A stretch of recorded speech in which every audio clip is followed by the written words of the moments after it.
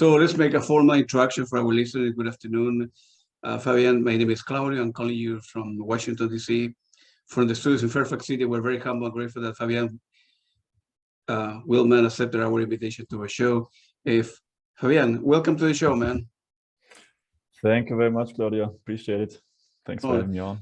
Sure, no problem. So let's start with the, with the pandemic in many ways, because, if you're a touring musician, for the last 2 years, you couldn't tour, you couldn't go out that much, and affected many businesses, including the release of new records, new companies, and so on and so forth. So how the COVID affected you personally, as a musician, and, inability to go out that much, to record, to perform. So how are you holding up, man?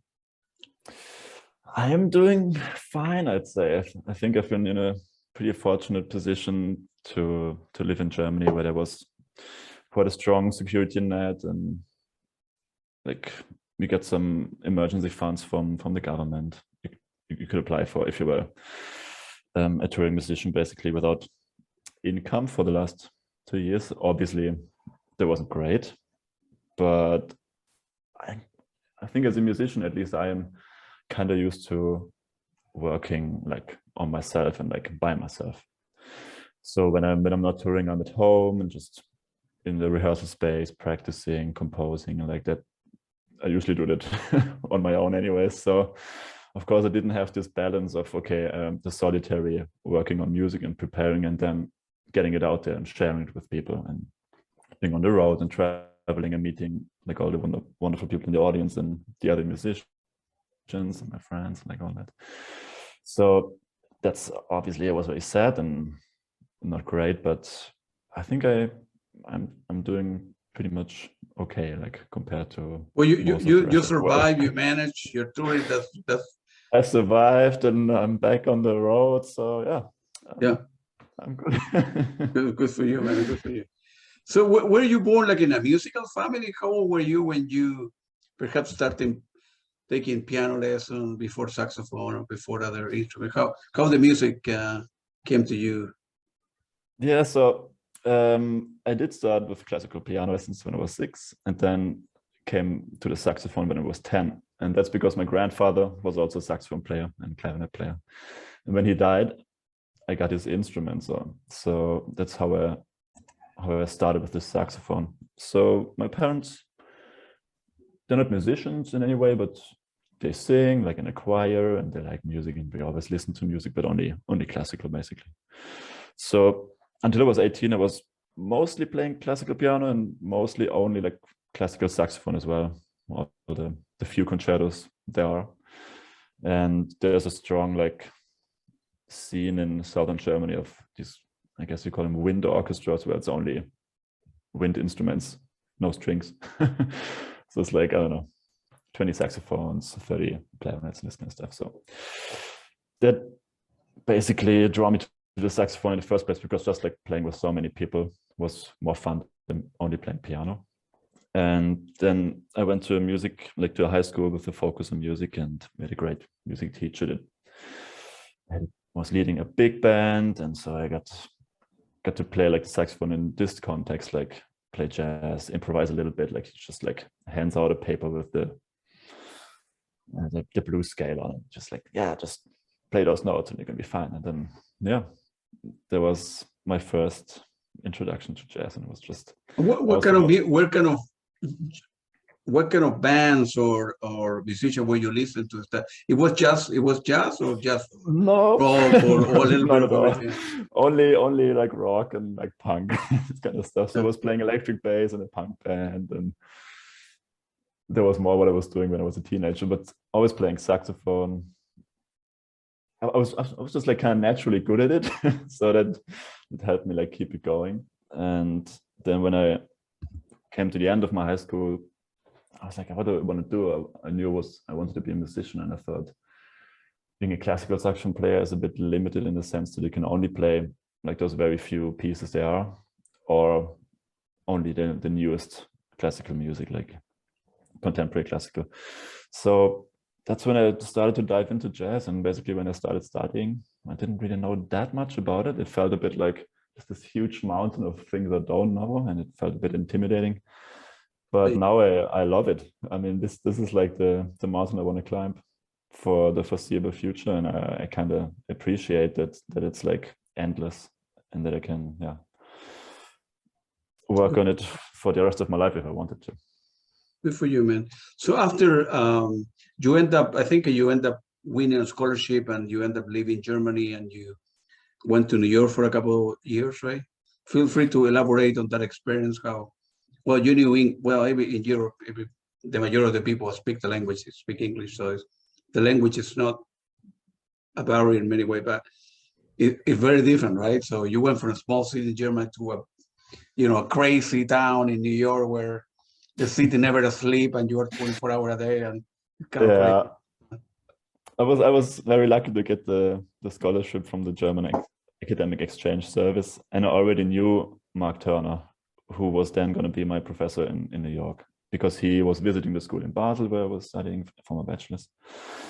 So I thought like, yeah, okay, but he was only there like every few months, so I want to study with him because I love his playing.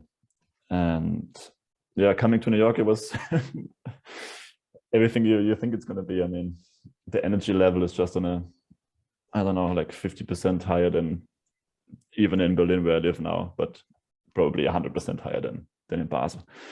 Everything takes longer, everything takes more energy, but there's also more energy, and surprisingly, you also have more energy just to adapt. You adapt really quickly, and I kind of like this constant state of alert and like being surrounded by so much creativity in every sense, like museums, and so I think what I like most about the city, besides obviously the musical craziness that's going on and the level of students and players and concerts, is how easy it is to travel to a different country in a sense. Like if you take a subway and you get out in somewhere in Queens, suddenly you're in Korea, or in Brooklyn you're in, I don't know, like a different culture all of a sudden. And I was living in Harlem, speaking no Spanish, and everybody was only speaking Spanish. So yeah, it was just a very different experience, but I loved it. And even if it wouldn't be so expensive, I would probably have stayed a bit longer. Yeah, living in New York is, unless you're a kind of famous person or a doctor or a lawyer, it's hard to live as a musician, so. And did you end up in those 2 years as an exchange student, were you able to play with a lot of different guys? You formed a band, you were doing gigs during the weekend to earn a little bit of money, or? Yeah, so I did meet a lot of people, and I loved going to the jam sessions. I did meet some people that I still play with now in Germany. Like there were 3 other exchange students from Germany, so it was we met quite early on. Started to play in a band there, just with different people. But then once we're all back in Germany now, we still play, and we actually played like 3 days ago in Berlin. And that's a connection that I really cherish, and that's great that it came out of that. And I mean, playing gigs wise, obviously, I mean, in the beginning you just kind of try to find your way in and like play the early night gig or like the late night show. I played a lot of halftime shows at the basketball games. So it was just an easy way to make money, to play in the halftime band, or like in this basketball band. Yeah, you need some musicals and like all whatever came my way. Who lives in New York? Pandethini, you know who he is, I suppose, right? Only Pandethini group, yeah. It's one of my heroes, he used to play a lot in New York. I think he moved now, but he's one of my. I like that type of jazz. Yours different, but I like his stuff with Lal Mays, and he's unbelievable, man. And so you end up releasing a lot of music early on in your life. I was able to listen to 2 albums. The one that you did in 2014 and then 2015. I think the 2014 is Monoglot, if I remember correctly, and the 2015 in Passing, right? This is, you were playing with other people at the time. Very, very good music. I really like it, man. Cool, thank you. Yeah, those are both bands that are still working and still releasing. So with Monoglot, we just released our 4th album now. Yeah. And with Minua, the 3rd album is coming out soon. So yeah, those have all been bands that formed in Basel, and then basically people moved away, but we always get together for projects, for recordings, for tours. And I really like this approach to, like, in all these bands, or like in all bands I had prior to my own trio, we were always like in a collective and equally important, and we all make the decisions together, and it's like a long-term project that we all work on, and we all bring music to the band. So that's kind of the approach I always took. You prefer, instead of now, before we begin talking about your new album, that the new trio, you prefer to do both? I mean, you do with your trio, you do some gig, and then you go back to the other people that you used to play with, and then, you know, and so on and so forth. And at the same time, the other people that used to be that quartet play with other people, you guys prefer doing that? So for me, it's the thing that works the best. I mean, I don't have like this one band that I make all my money with, or that I want to play with every night. So I really enjoy having those different bands that also sound very different. And maybe in one band I only play bass clarinet, and but it's, as you said, like when the people come back again after maybe we haven't seen each other for half a year because we live in different places, they have changed, I have changed, but the band's still there, and we can build upon something that we've grown together over the years. So that's what I really like about that. Got you. Perfect. Yep. I noticed that you went from Howl Records to now, I think I think the new release is under Clap Your Hand, which is a more progressive label, if you will. And I noticed some of the musicians playing for that particular record labels is very impressive. I mean, it's a lot of people never even heard before, right? And it was very, very good music. So how you end up joining the record label? How did it happen? You mean Howl Records or Clap Your Hands? The Clap Your Hand record label. So Sarah Chaksad and Patrick Zosso, they both founded this label. It's quite new. And I met Sarah like the first year I was studying in Basel. She's also a great saxophone player. And then, so the first year of school, the new guy always has to play baritone saxophone in the big band because no one else wants to play it. It's like heavy and, you know. But Sarah had a big band at the time. She was looking for a baritone sax player. So I got to play in her band, like with a lot of older people, like, and she's a few years older than me. And that was like kind of my start in the Swiss jazz scene. And I still play in her big band and now in her large ensemble, and we play in each other's bands, and we're great friends now. And I actually do the tour management for her band too. It's kind of like my side hustle. It's like booking all the tickets. And yeah, we basically work on a lot of projects. We're on the phone anyways every few days. And she always told me, like, you have to release your album now. When is it gonna happen? I was like, yeah, I'm waiting for the right moment.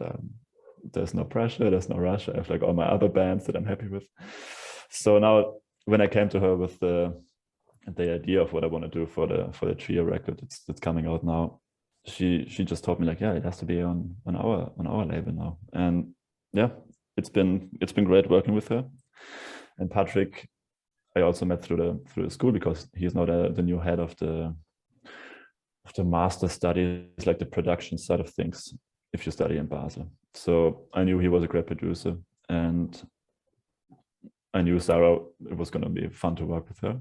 And she has a lot of different projects, so she knows a lot of different people, and like there's going to be a great mix of musicians on the label. So I was very happy that she asked me to be on it. Yeah, I got you. Good for you, man.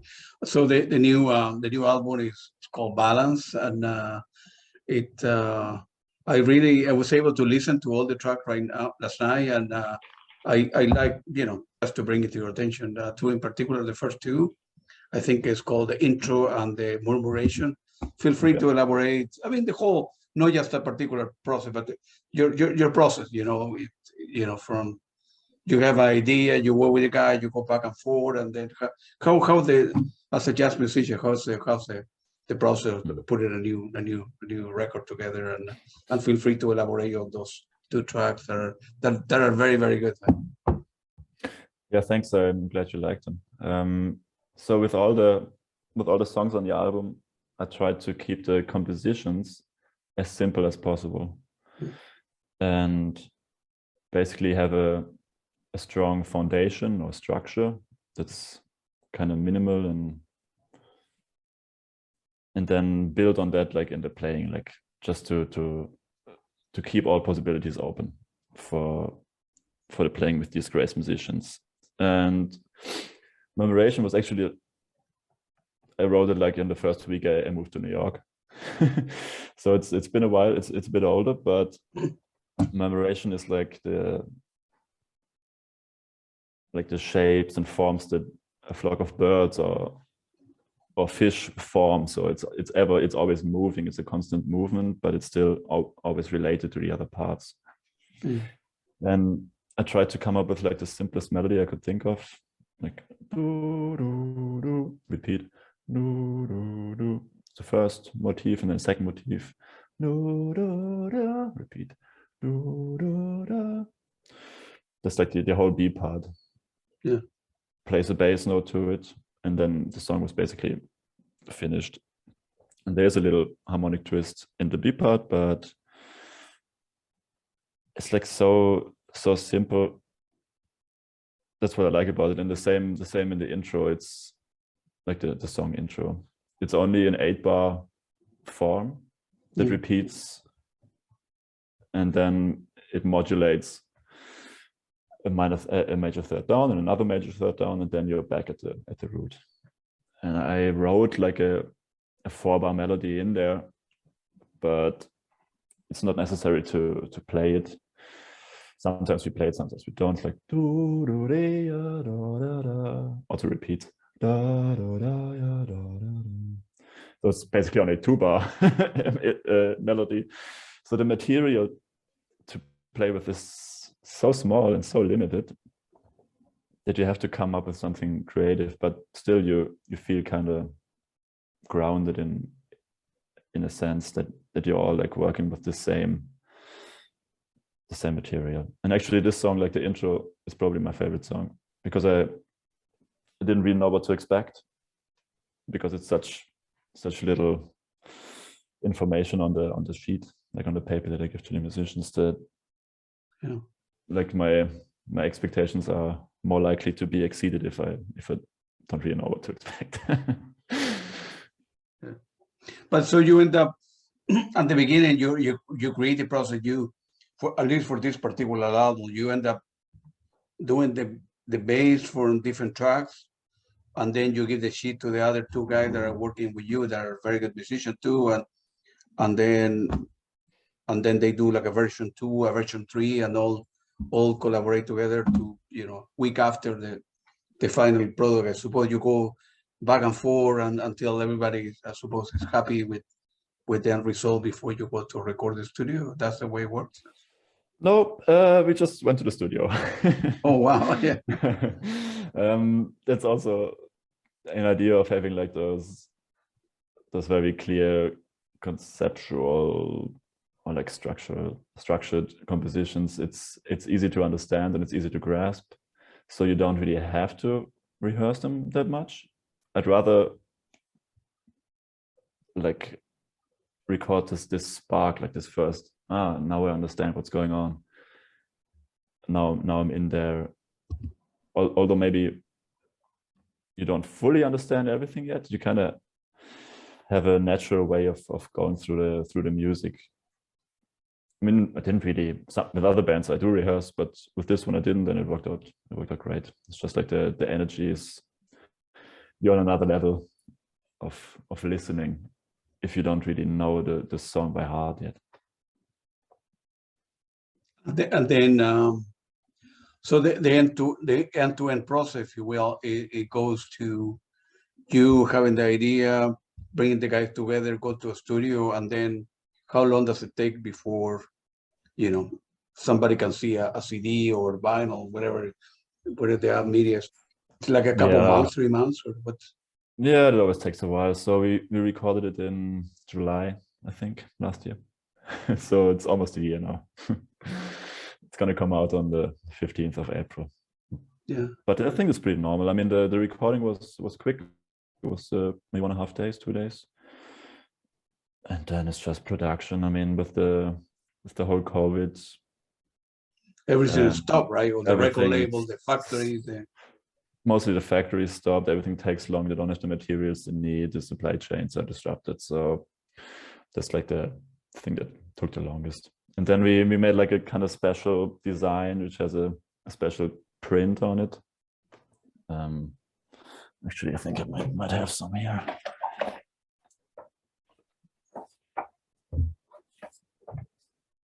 So maybe you can. Yeah. Oh yeah, I can see it. Beautiful, man. So all like these lines, you can kind of feel them, so they stick out a little bit. Yeah. Wow. And we didn't really know how it was gonna turn out, so we made a first batch of CDs to see how it looks, and then a second batch, so everything takes longer. But I'm happy with the outcome. Is that going to be released on a CD or on vinyl as well? It's only going to be CD for now, unfortunately. It's always a question. I mean, with some bands we do vinyl only. With one band we did with the Minua that you talked about, the In Passing CD. We only did an album that's only out on cassette. I think there is an audience and like listeners for every medium in a sense. But for this one, I thought let's start with the CD. Yeah, I mean, people. There's a wide range of people that, I don't know. Some people like the physical thing, like I do. I mean, I have here in the back, and I have 4th floor full of music. So I like touch something, open the record, open the vinyl, right? As opposed to, I don't know, if you like books, right? You're not happy with the PDF, right? You want to order the physical thing and turn pages after page, right? So some people like consume media, consume music via, download an MP3 from Bandcamp, and you listen to 10 seconds, you go next, listen to 10 seconds next. And I don't like to do that stuff. I want to, sit in front of my turntable and in this floor, in another floors in the house, and listen to the whole thing, just from opening the record, turning the vinyl again. For me, that's the correct way to listen to stuff. Otherwise, you're rushing. What's the point? Yeah, so there is a natural flow to the album or like to any album that probably the artist thought about. And if you listen to one song in a playlist, then that's not there. I mean, you'd have disrupted this flow, but everybody can do it what they like, of course. But I did I didn't want to make just a CD, so it was kind of important for me to have like something special, something that you can feel that's different. There's a nice experience also for the eyes, for the hands. Absolutely, no, I completely agree. Absolutely, man. It's it's great, as I say before. I really like the album, man. So it's and also, I don't know if it's me, but jazz, it takes me. My mind is more rock in many ways, or electronic music. So it takes me a while to wrap my head around jazz. So I need to listen to an album like 2 or 3 times, right, to appreciate it. And some stuff I like it, but some stuff I don't like it or whatever. But it takes longer to really appreciate jazz, right? Would you agree? Or it's hard to say for me, because I'm so like into so embedded into it, right? so into it. I mean, I do also listen to a lot of different music, and there is songs that get better like with every time you listen to it, and those I really like, and those I find in rock or classical or jazz or whatever. And there's other songs that I listen to once and I think, yeah, they're great, and then I listen to it again, it's like, yeah, not really going anywhere for me. But I think with all the, like in any type of music, probably especially in jazz, it's if everything is there, but only everything that's necessary is there, then that's the music that I like the most. Like I don't need an orchestra on this trio record. I don't need some excessive chords or some juicy backbeats or whatever. I don't know. So I really try to like boil it down to what's absolutely necessary. And that's like a creative process that I really enjoy. And it's difficult to restrict yourself, because in practicing you try to practice everything. So when the moment comes, you can react to every situation.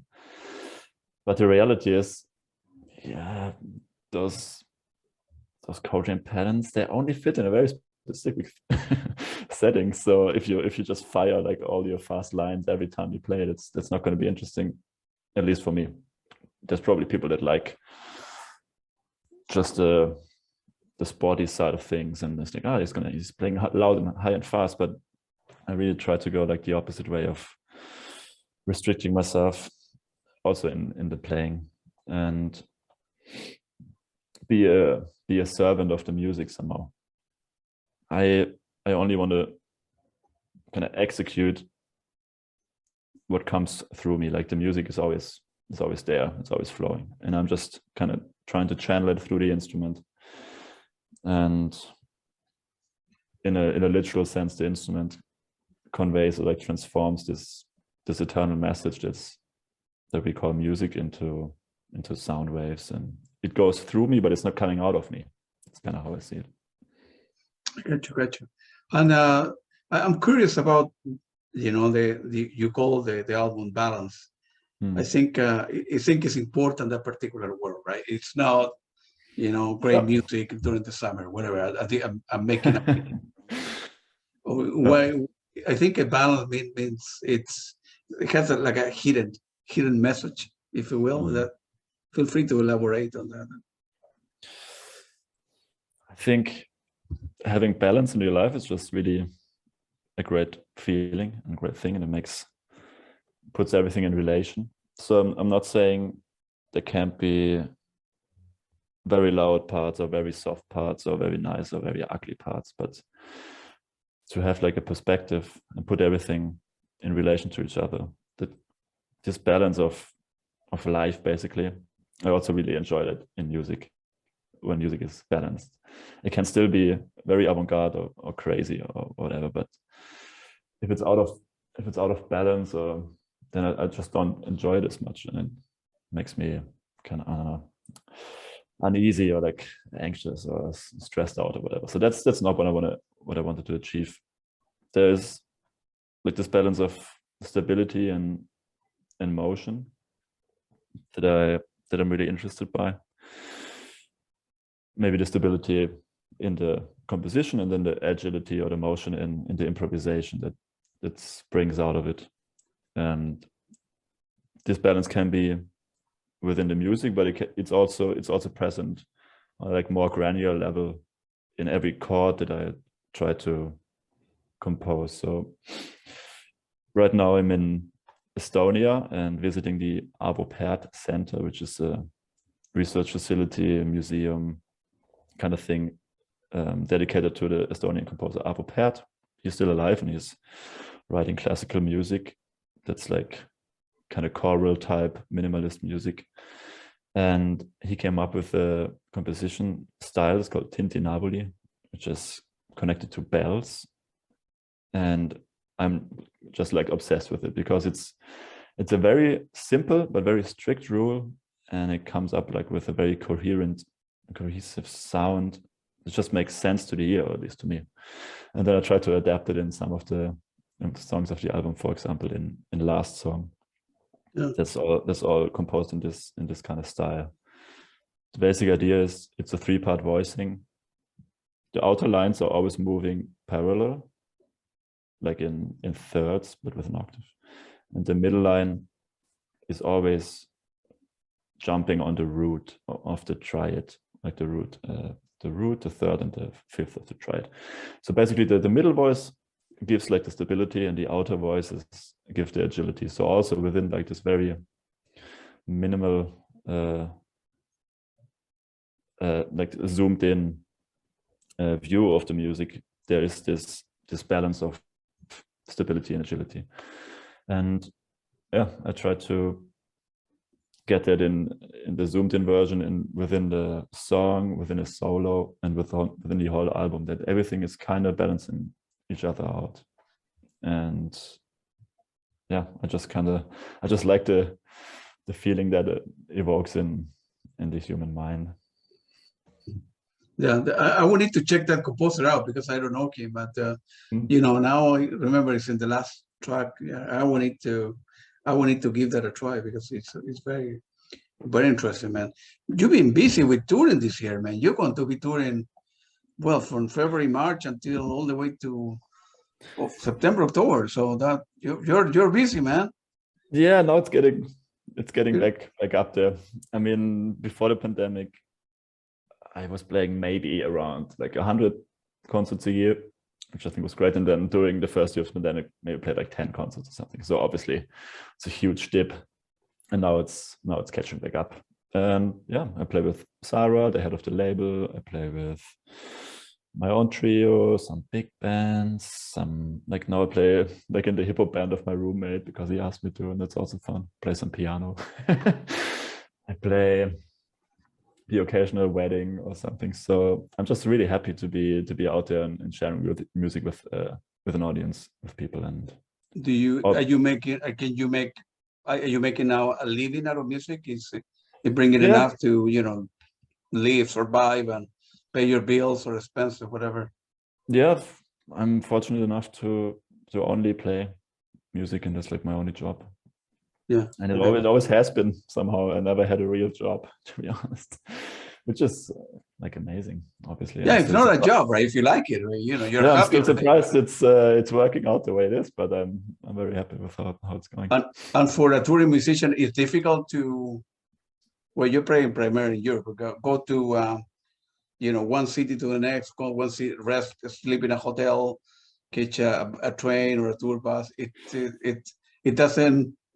You don't get tired of, you know, waking up in one city and then tomorrow you're waking up in another city, and on Monday in another city. You know, it's normal for a touring musician. It's normal. Obviously, it can be tiring, but it's also a lot of fun. I mean, when did you get to visit like that many cities in that short of time? And you also have a very different purpose in a way, and you meet different people than if I would be a tourist just like traveling all the cities. I would see a lot of like, I have a very different experience, I think, than if I play a concert where I meet people from the city or in the audience that you can connect with and like get some tips or whatever. And I do try to like my second hobby is like running and cycling. So that's kind of what I do in every new city. I just like go on a little run in the morning and check out all the things, and then obviously a sound check, concert, hotel, train, and repeat. But I feel very fortunate to be able to do it. And then obviously within Europe, it's quite easy to travel. Everything is pretty close. Yeah. But also it's like music really took me places that I wouldn't have been able to go, or maybe wouldn't have gone. Like we went on a big band tour to Nepal with Minua, this band we talked about. We went to China 2 times. We played in South Africa and Uganda, and there's people I'm still in contact with there and still in touch with. So I hope I can go back soon when like the whole travel situation is completely back to normal. And yeah, it's really a great way to explore the world through the language of music. That's like this universal thing that's everywhere. Any possibility of coming to the US to play here in some cities? And yeah, we were trying. It was already, everything was planned. So with those 4 Germans that studied in New York and I went back, and now we play in Germany together. We were planning a few concerts in the US in cooperation with the Goethe Institute, but then it was right when the pandemic hit, so it didn't work out. But we were supposed to play in New York and Chicago, Washington, and I think somewhere else, where they had like a pop-up institute. And yeah, Chicago is well known for jazz, and Boston too, and then Washington D.C. I mean, you know, if depending on the venues that you play, but you guys could do very well here. I mean, just to give an idea, I live in the border with Washington D.C., Virginia, and Maryland, and there are hundreds of venues here. You know, big, small, classic. So it's if you plan it well in advance, you can easily, you know, do I don't know 10 cities or 20 cities or whatever, because there is especially in Chicago and Boston, it's a big, many beautiful jazz venues, you know. And in Chicago, in Boston, you have the, you know, Berklee School of Music, which is very well known, and Juilliard in New York, and so people like jazz. You know, other people don't like jazz, and so, but there are many clubs here that you can play. So hopefully you will come here, and I would like to meet you, and that would be awesome. We'll get together for dinner or a beer or whatever, you know, and it'll be good. That would be lovely. And if you go back in your life, if you could, you know, open a show for any artist, you know, if you were not the main, maybe who would the person be? A band or a trio or you know, what? Probably anyone in particular? Do you? Went Shorter, probably. Yeah. That would be sick. Yeah, I never saw him live, unfortunately. Yeah, the guy is very, you know, he was very famous. Same here. I never seen that. You know, you've been now touring in Europe, and going to be touring the whole year. You know, is any particular favorite venue that you like more than another? I mean, you have played so many cities, so many venues. You like one in particular that you wish, man, I wish we could stay 3 days in this city because I like this venue, the sound, the atmosphere, the people. Is it important to you, or? Yeah, the vibe is definitely very important, I think, and I'm quite happy that I found like a club in Berlin that I really like, and I'm starting like a concert series there. So the club is called Donau 115. It's very small, but it's maybe fits like 100 people, but they're all my age or younger. So it's just like a very different energy from the usual basement with a bunch of 50-plus-year-olds, which is also fun. I mean, the crowd is different in every club, but this particular one in Berlin, I just really like the energy of. And so this concert series I started is called Tenor Madness. So it's always 4 tenor saxophones and bass and drums. Wow. It's a very stupid idea. But the first one was great. It was Seamus Blake was playing, Uli Kempendorf, Anand Sampanis and me. So it's always like kind of featuring a bigger name like Seamus, or hopefully if it works out, Mark Turner, Chris Cheek, Melissa Aldana. But it's all still kind of in the making, or in the finding funding for it. But yeah, that's the club I feel most at home at the moment. And also the one in Basel is called Birdseye Jazz Club. Those are just the clubs I played in the most. And then of course there's like the Loft in Cologne or the Unterfahrt in Munich. There's a bunch of clubs that are just really fun. And I never played in Vienna in the Porgy, so that's on my list. Have you ever played in Latin America at all? No, have you? No, I've never been, unfortunately. I wish. And you know, I told you before, I was born in Chile, so yeah, people in Chile and Argentina, Brazil, there's many. It's very different than living in Europe and living in Germany, but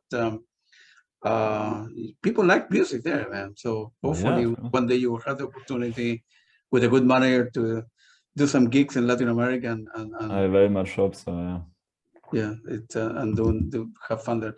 Looking back in your career as a musician, what moment are special Do you any regret or things you would have done differently? Now you look back in your life. You're still very young, but things you would have done differently, or different school, different teacher, or mistake that you make early on, or you don't think about that kind of stuff?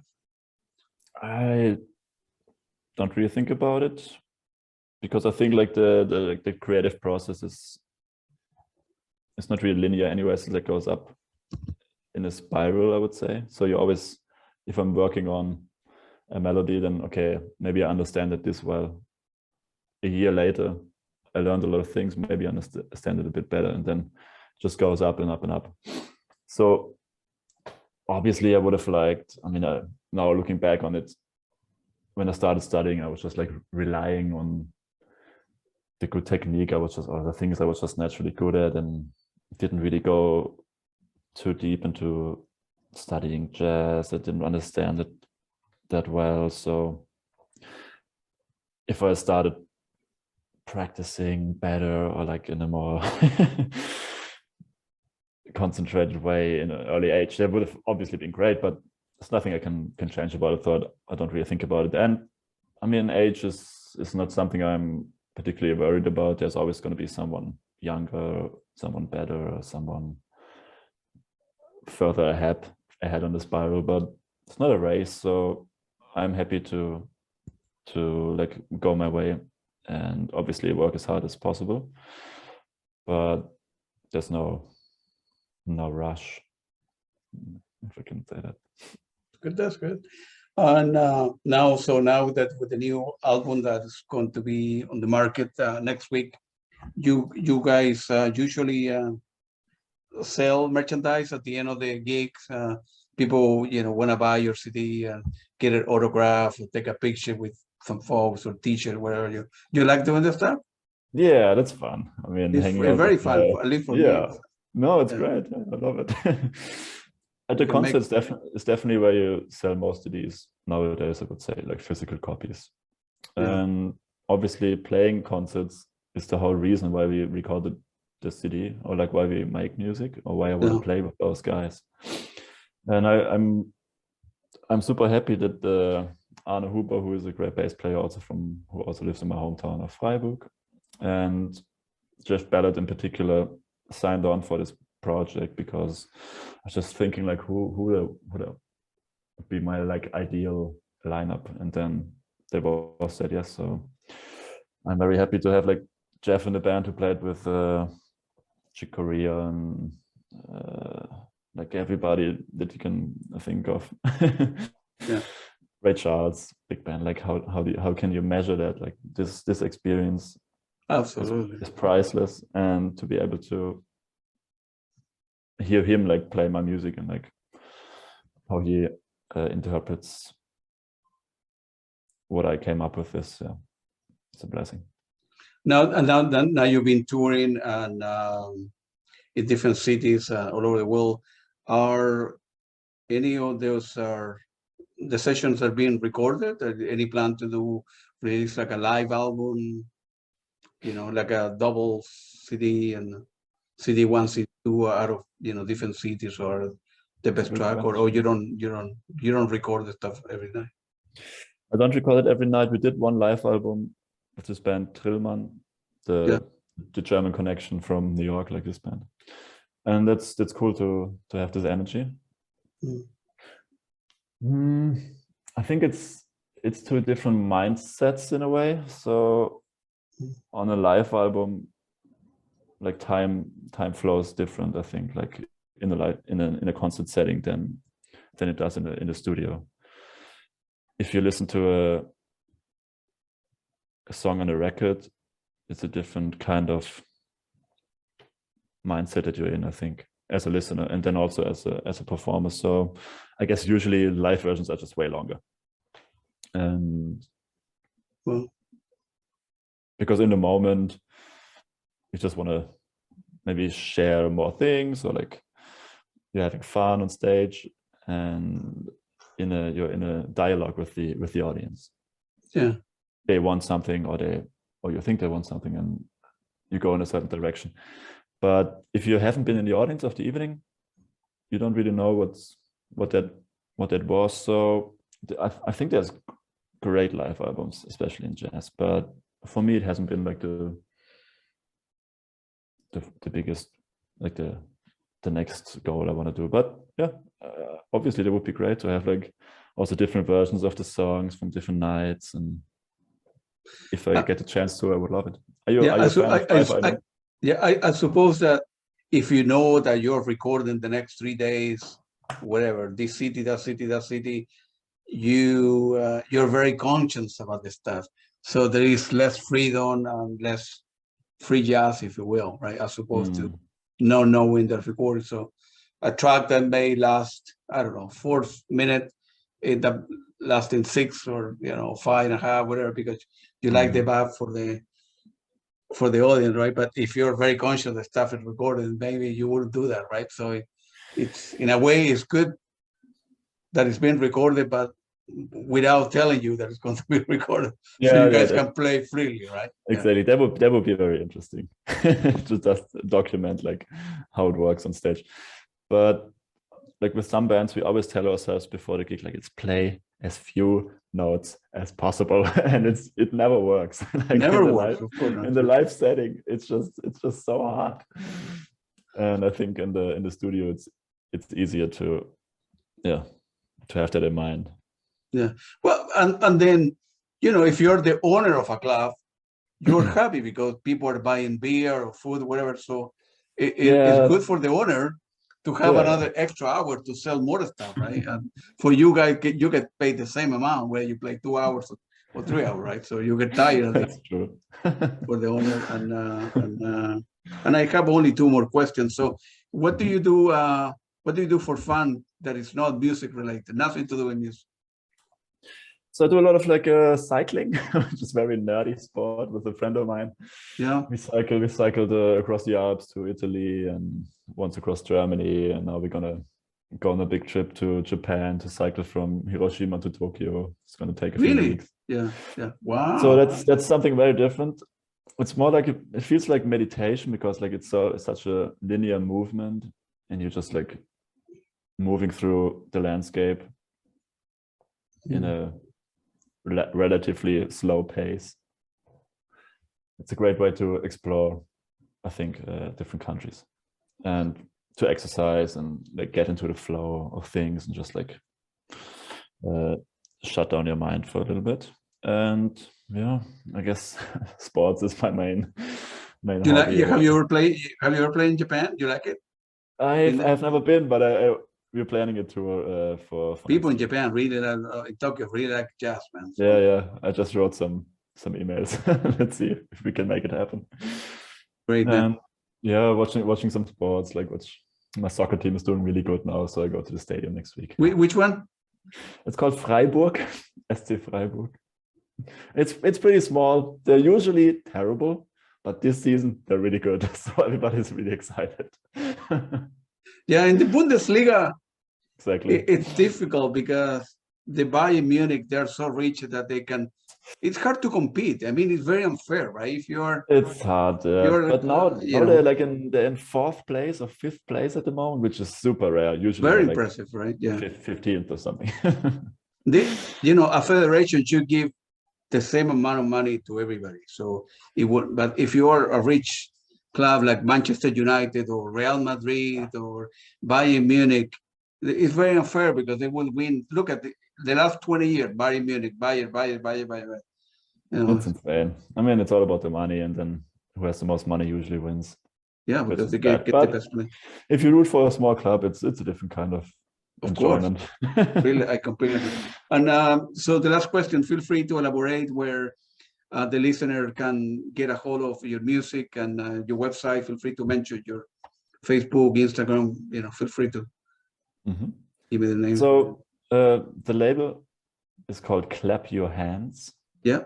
And they came up with a really nice approach. So they're not releasing the full album on Spotify and Apple Music and Bandcamp, but only 2 songs for now, maybe a 3rd one. Yeah. So if you want to listen to the whole album, you basically have to go to them and you can kind of become a member of the label. And get access to behind the scenes footage, to interviews, to like videos where I explain even more about the compositions and about the band. Jeff and Anna are also talking a bit about it. And there's going to be videos on YouTube that coming out on Wednesday, and then the whole release on Friday. But yeah, firstly, I would go to clapyourhands.ch for Switzerland. Or if you want to go to my homepage, that's fabianwillmann.com. So FABIANWILLMANN.com. Of course, you can also find me on Instagram, same name, Fabian Willmann, or hit me up on Facebook. Yeah. Perfect, man. Fabian, was very nice talking to you, man. Fabian, it's like in Spanish. Yeah, exactly. Instead of, and it was very nice talking to you. Good luck with the new album. Hopefully, you can sell a lot of and keep on touring, and keep me posted if you're coming to the United States, man. Because I would love to meet you, meet the band, and we're gonna go get a bite to eat or get a beer or whatever. Because I would love to see you playing live, man. Sounds amazing. Thanks, Claudio, for having me. No problem. Thank you, man. Good luck to you, man. For the questions. If you're ever in Berlin, let me know. Yeah, I'm going to be there in July. I know I'm going to be there for at least 4 days in Berlin, because there is a lot of people that I would like to interview there. Awesome. As you know, Berlin is the electronic music city of the world, So it's an electronic music hub for sure. Yeah, great. I'd love to see you and get a beer. Well, then take it easy. Thank you very much. Thank you, man. Good luck to you, man. Thank you. Appreciate it.